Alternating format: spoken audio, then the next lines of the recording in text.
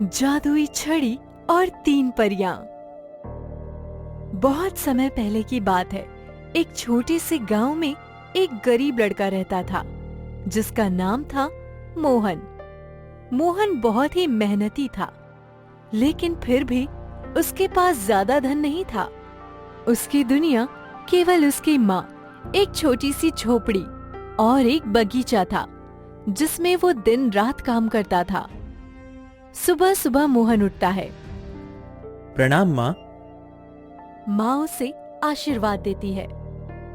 जीते रहो बेटा। माँ को हल्की सी खांसी आ जाती है। माँ, मैं वेद को बुला लाऊं? कहो।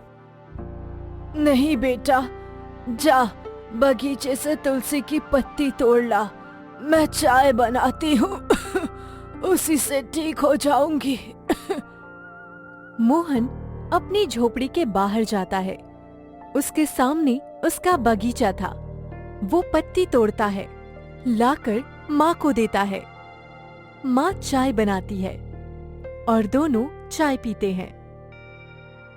माँ, मैं बागीचे से कुछ फूल तोड़ लाता हूँ और उन्हें बाजार में बेच आता हूँ। अच्छा बेटा, ठीक है, लेकिन पहले कुछ खा तो ले। माँ मोहन को 2 रोटियां देती है। मोहन एक रोटी खाता है। बस माँ, मुझे भूख नहीं है, मुझे देर हो रही है, बाजार लग गया होगा। मोहन बगीचे से आराम आराम से फूल तोड़ता है और अपने छोटे से ठेले पर रख लेता है, और आलू भी। उसकी माँ निराश होकर उसे देख रही है, क्योंकि वो जानती थी कि उसका पेट नहीं भरा है। मोहन के चेहरे पर खुशी थी, क्योंकि उसने अपने हिस्से की रोटी माँ को दे दी थी। वो जानता था कि माँ ने 2 ही रोटी खाई है। वो बाजार निकलता है, तभी माँ पीछे से बोलती है, बेटा आते समय आटा लेकर आना। मोहन ठीक है माँ कहकर वहाँ से चला जाता है। मोहन थैला लेकर बाजार पहुँचता है। बाजार में लोग आ जा रहे होते हैं। कुछ महिलाएं आकर पूछती है, भैया फूल और आलू कितने रुपए दिए? दीदी, फूल 10 के 10, आलू 5 रुपए किलो। भैया ठीक ठीक लगाओ, आलू ऐसे करो 3 रुपए किलो लगा दो। पीछे यही रेट है, हमने पूछा है। और फूल 10 के 20 दे दो। मोहन भोला भाला, मरता क्या ना करता। ठीक है दीदी।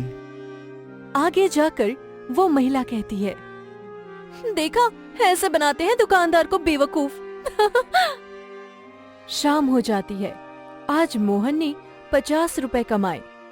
वो हिसाब करता है, खाद भी ले जानी थी, कीटनाशक भी और आटा भी। वो सोचता है कि माँ के लिए वैद भी ले आता हूँ, क्योंकि माँ की तबीयत खराब थी। वो वैद के घर जाता है और दरवाजा खटखटाता है। अरे मोहन, तुम इतनी रात, सब ठीक तो है ना? वैद जी, माँ की तबीयत जरा खराब थी, सोचा आपको लेता चलूं। लेकिन क्या तुम मेरा भुगतान कर पाओगे? 30 रुपए 2 बार पहले के भी है। मोहन वैद जी को 45 रुपए देता है, जिससे वैद जी के चेहरे पर मुस्कान आ जाती है और वो कहते हैं, चलो जल्दी चलो। दोनों घर आते हैं। माँ मोहन का इंतजार कर रही होती है, लेकिन मोहन के साथ वैद को देखकर हैरान हो जाती है। आटा कहाँ है मोहन? माँ गुस्से में और जोर जोर से खांसने लगती है। यहाँ खाने को दाना नहीं है और तू बेवकूफों की तरह वैद को ले आया। माँ फिर से जोर से खांसती है। सीता देवी, तुम्हें दवा की जरूरत है, मैं निशुल्क आया हूँ, मुझे तुम्हारे हालतों का पता है। आओ मैं तुम्हारा इलाज करता हूँ, तुम अंदर चलो। वैद मोहन के सारे पैसे वापस कर देता है, ये कहकर कि इसकी जरूरत तुम्हें मुझसे ज्यादा है।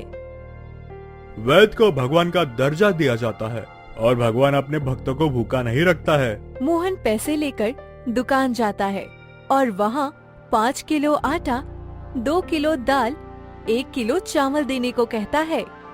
फिर दुकान वाला कहता है, क्यों मोहन के बच्चे, पहले के 20 रुपए दिए नहीं और 30 रुपए का उधार लेने फिर चला आया? फिर मोहन कहता है, ये लो लाला 50 रुपए, और सामान दे दो। हर दिन एक जैसा नहीं रहता है। मोहन सामान लेकर घर वापस आता है। वैद्य अब भी वही थे जो उसकी माँ को दवाई दे रहे थे और कह रहे थे कि ये दवाइयाँ लेने से आराम मिलेगा। मोहन कहता है, आपका बहुत बहुत शुक्रिया वैद्य जी। फिर वैद्य वहाँ से चला जाता है। फिर दोनों माँ बेटे खाना खाते हैं। खाना खाने के बाद मोहन रात भर सोचता है और अपनी किस्मत को कोसता है। अगले दिन वो सुबह जल्दी उठता है। जब मोहन बगीचे में काम कर रहा था तो उसे अचानक एक चमकदार चीज दिखी जो मिट्टी से बाहर निकल रही थी।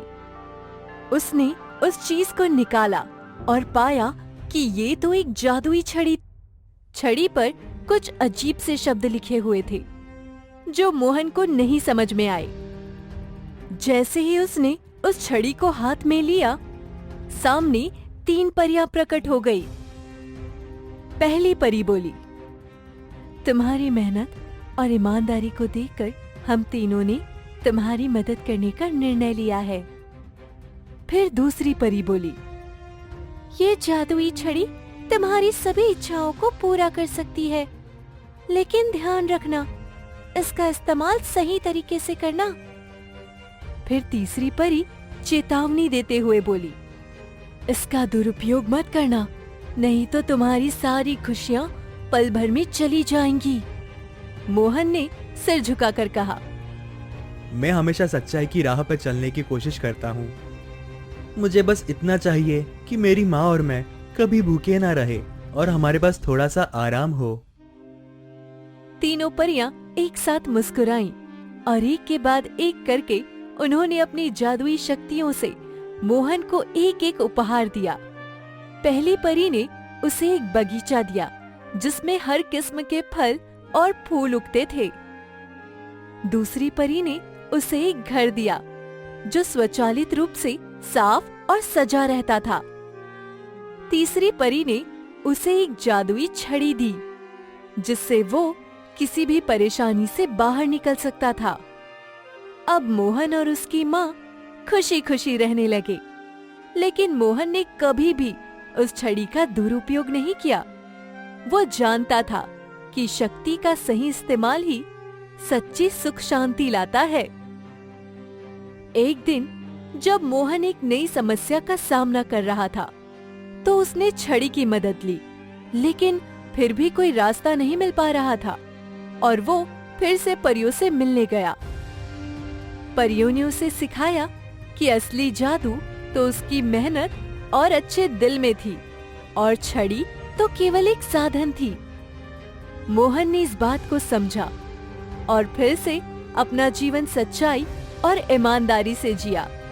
वो जानता था कि दुनिया में सबसे बड़ी ताकत उसकी अच्छाई और मेहनत थी और यही वो जादू था जो उसे हमेशा आगे बढ़ाता था।